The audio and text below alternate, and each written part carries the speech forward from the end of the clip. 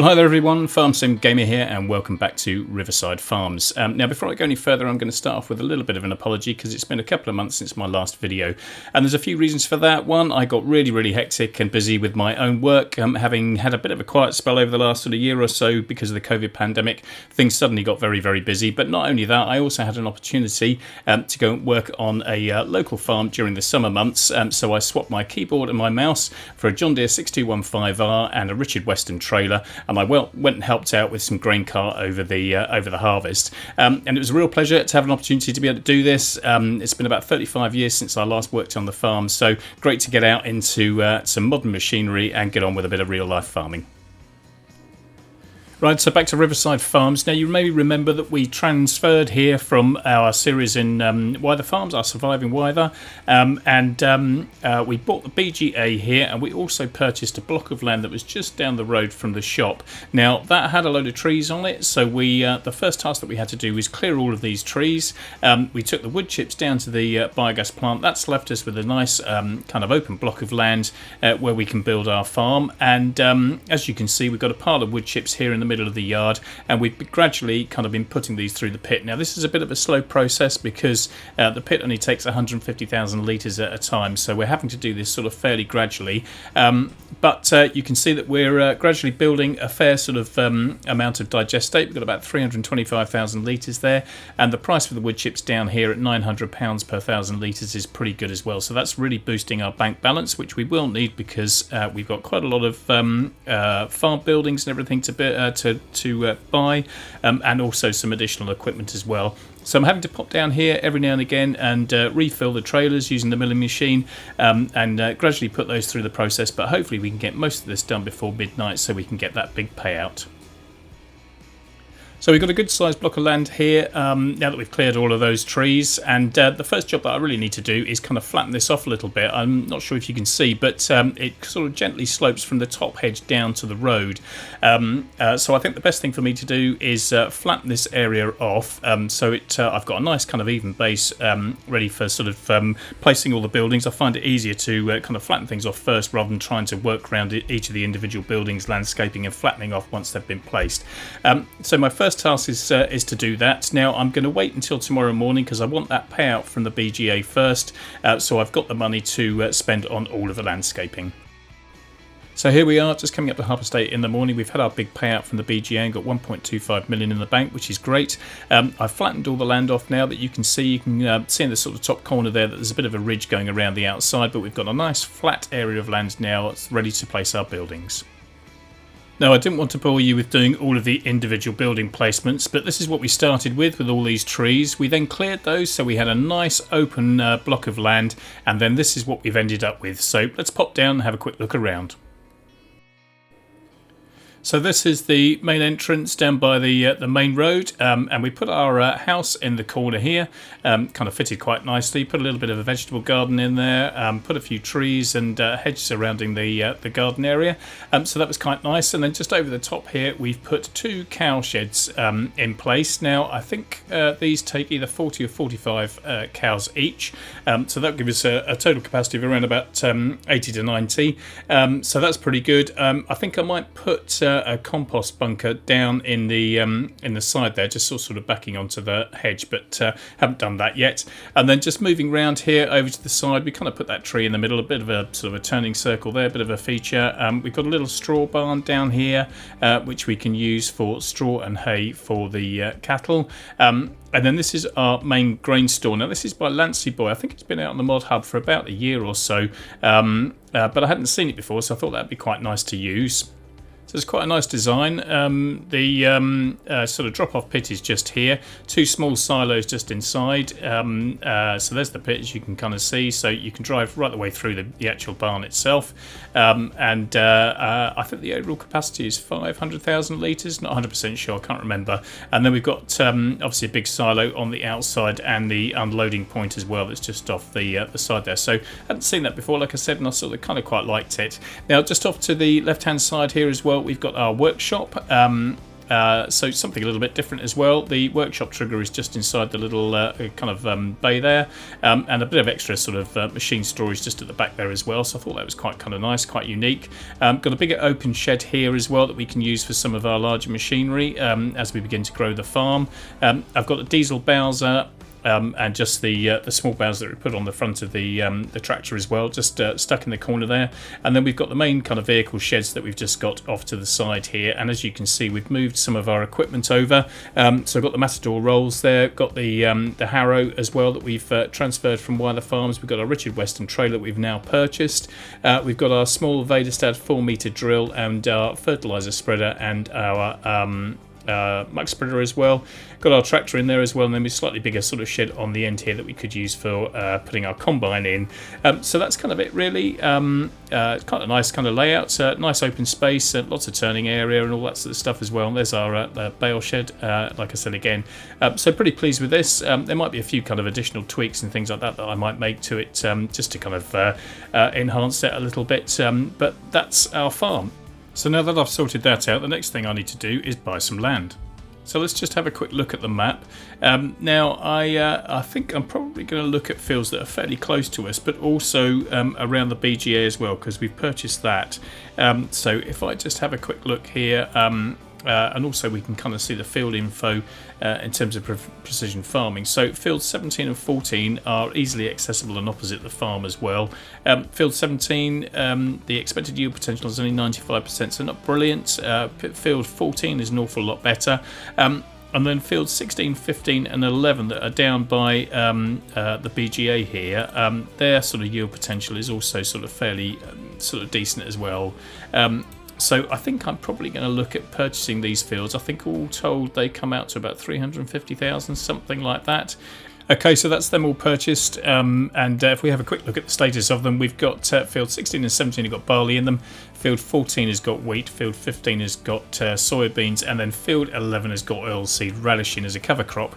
And what I plan on doing that, I should be able to direct drill into that and put a fresh crop in there. And having purchased the BGA, I'm quite keen on doing quite a lot of forage harvesting, both whole crop silage and regular maize silage, that sort of thing. So I think that'll be my plan for that. And I do intend to actually swap our drill over and get something a little bit different. Now, just having a quick look at the growth stage, as you can see, sort of everything's in the sort of early to mid stage of growth, apart from field 15, which should be turning for harvest sort of fairly soon. So that will probably be one of the things that we'll need to do sort of fairly quickly. Now, coming back to our equipment, like I said, I'm going to swap our wyther 4-meter drill out for another drill that I've got my eye on as well. So we'll go up to the shop and probably pick that up. And I need to get a combine and a header, and I also need to get a forage harvester as well. But we've only got, where are we, 377,000 in the bank at the moment, so we're not going to be able to get everything at the moment. But we sort of obviously will buy equipment in sort of priority order and go from there. Now, the other thing I had to do was take soil samples, so I nipped up to the shop. We got the Ice Area Scout, and I've taken soil samples for all of our fields, as you can see. Haven't done anything on the pH levels at the moment. Nitrogen, generally speaking, is fairly poor, but I had to take the opportunity to take our set of rolls out and do fields 16 and 17 that were in their first stage of growth. So they are kind of up to where they need to be from a nitrogen level, but still a little bit of work there to make sure that our fields are at their maximum productivity.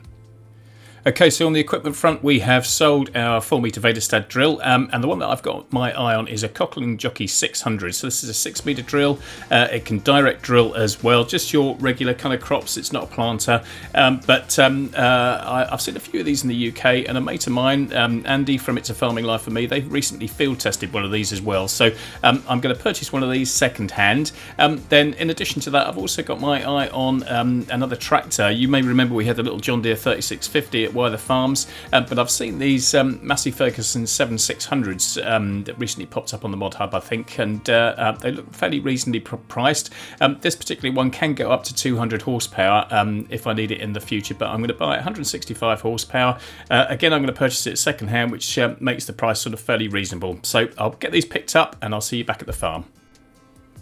Right, well here she is, Massey Ferguson 7615. I did buy a weight for it as well, and here's the Cochlin Jockey 600. So they're all set and ready to go. I take them into the workshop and they've both been repaired.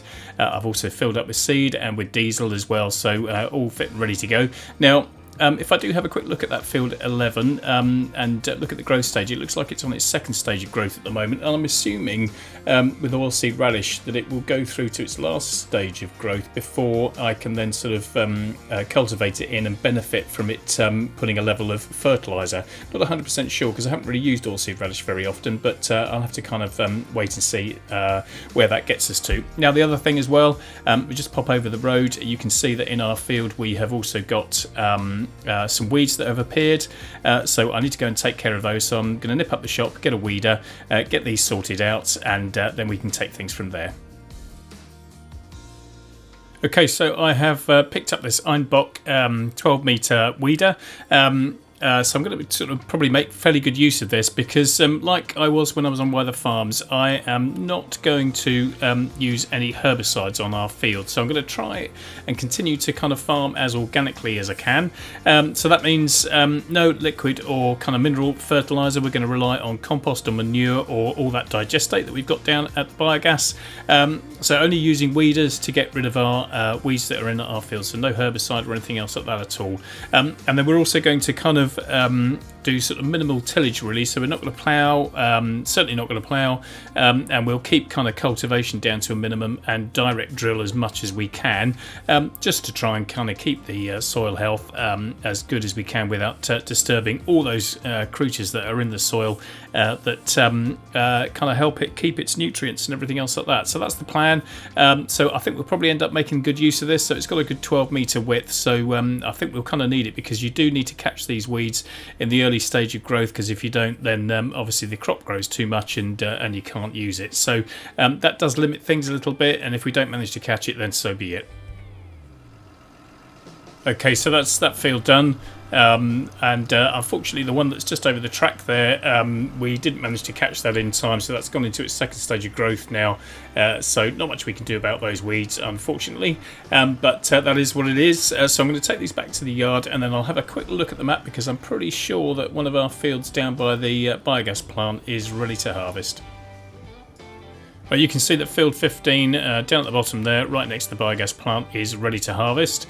And that's got soybeans in it, so I need to get that done, but we don't have a combine at the moment. Now I'm keen to go down the class route, but those combines are all fairly expensive, so I'm going to get something fairly cheap and cheerful, and I've seen this TX65 Plus that's in the shop, so I'm going to purchase this, and if I get it second hand, it's only just over £27,000. So I'm going to buy this. I'm going to buy the header and the header trailer, and we'll get on down to field 15 and get that harvested. Okay, so that was a fairly cost-effective purchase. Didn't cost an awful lot, about 40,000 in total with the header and the header trailer. So pretty cost-effective, and like I said, it's a bit of a stopgap at the moment. I'm just going to use this for the time being until we can build our budget back up and get something a little bit better. I'm quite keen to kind of go down the class route and get something that I haven't really used before, but they're fairly expensive, so I'm just going to have to buy my time with something that's cheap and cheerful, and then we can look at something, getting something that's a little bit better and a little bit bigger. So I'm going to get this headland cut out. I'll go around probably 3 times, and then I'll put a helper in here, get him to finish off the field, and then I'm going to pop over to field 11 and have a quick look and see what the status is there.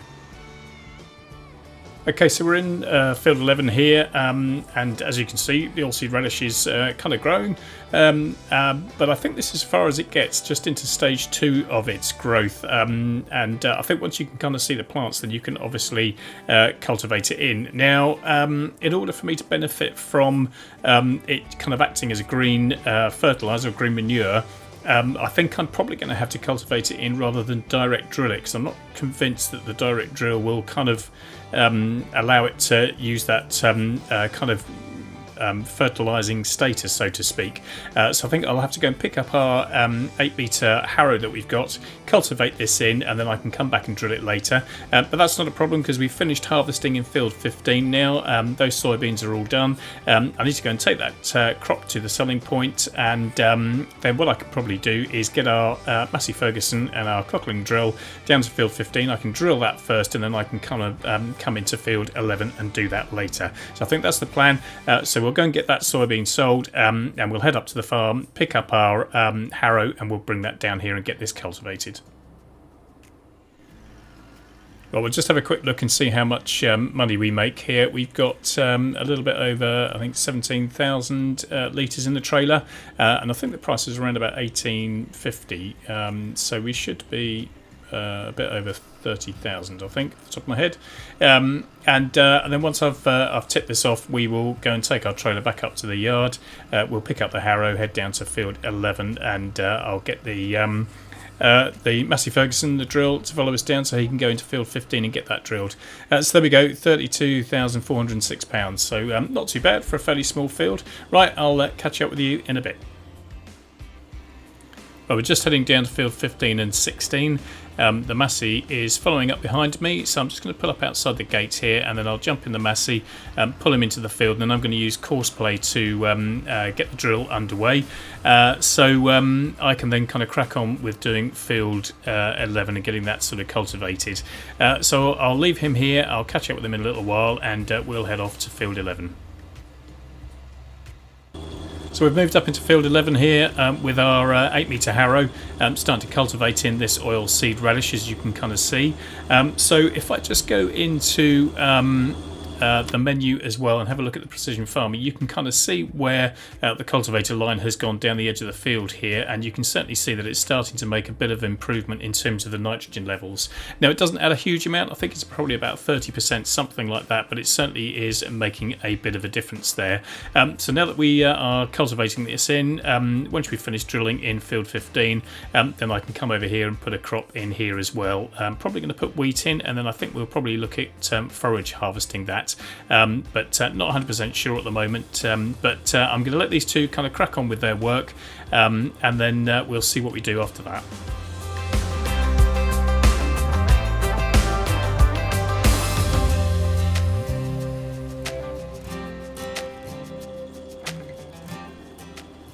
Right, well, they're getting on with their tasks all okay. I think it's going to take a little while to finish off field 11 here, and I've noticed that field 16 has also got some weeds come up, so as soon as the Massey's finished drilling field 15, I think I'll move him over and get those weeds cleared. So that's it for the video. I hope you've enjoyed watching it. If you have, then don't forget to give it a thumbs up, and if you've got any comments or recommendations or things that you'd like to see me do in this series, then drop me a comment down below. So thanks for watching. Whatever you're doing, wherever you are, stay safe, take care, and I will catch you on Riverside Farms next time. Bye for now.